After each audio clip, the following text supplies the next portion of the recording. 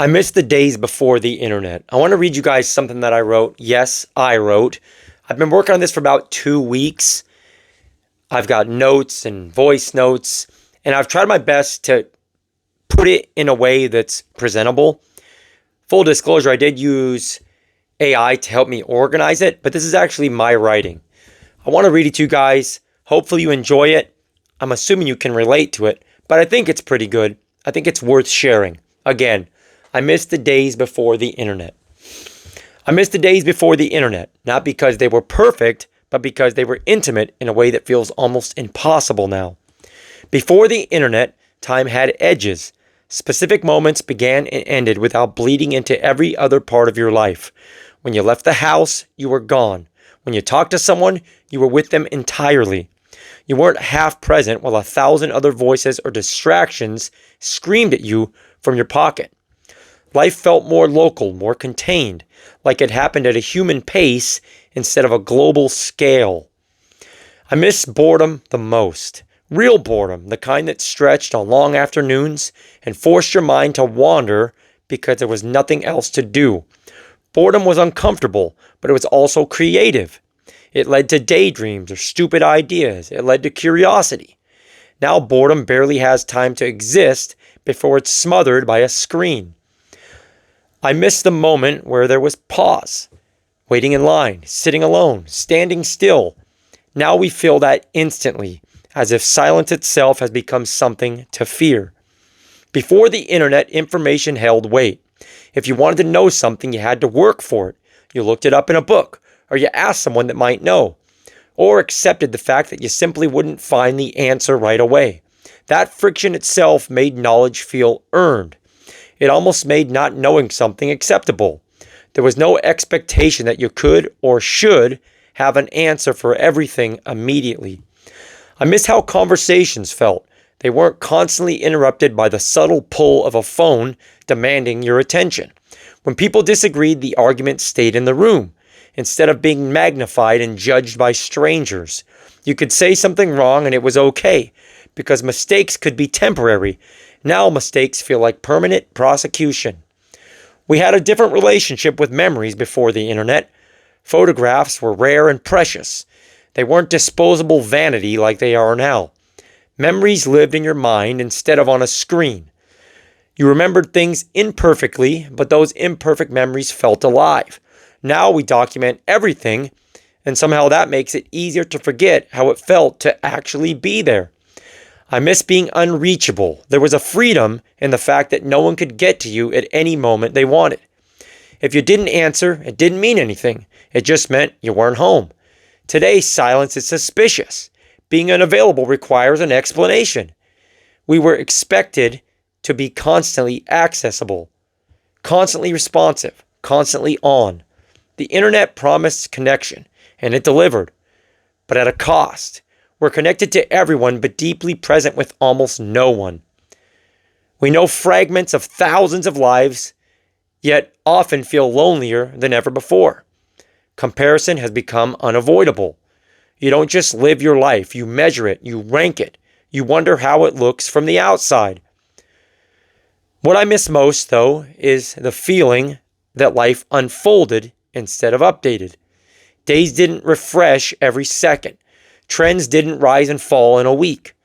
News didn't arrive in an endless stream of urgency. Things had time to develop and time to settle. We actually had lives before the internet became our lives. Again, that's not perfect, but I've been working on it for about 2 weeks, and I hope you guys enjoyed it. I hope that you guys can relate to it. I think a lot of you can. I often write things down in a notepad that are on my mind like this, and I have a bazillion voice notes in my phone as I drive around or lay there at night and something comes to mind, and I ponder it. I think it, I try to document it, and then I've tried to put it into a palatable format. And like I said, full disclosure, I did use AI to help me organize this, but this is all my real thoughts and my real writing put on paper, or on a screen, I should say.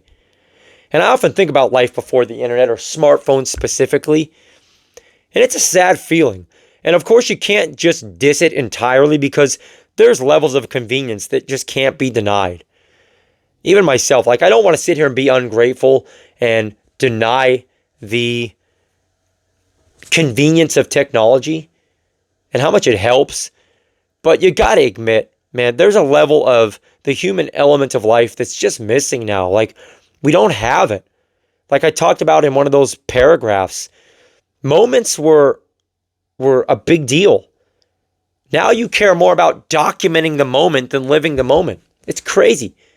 Like I said in the paragraph, photographs were so important. Now they just mean nothing. Everything's just like so oversaturated now. We're not actually living. It doesn't feel like we're actually living. It feels like we're just trying to showcase life almost. It feels like we're trying to sell our life to everybody. Or it feels like we're trying to beg people or convince people to be a part of our life or partake in life with us. And that's one of the crazy thoughts that I have that I kick around all the time with the internet and with smartphones. Living itself almost doesn't happen.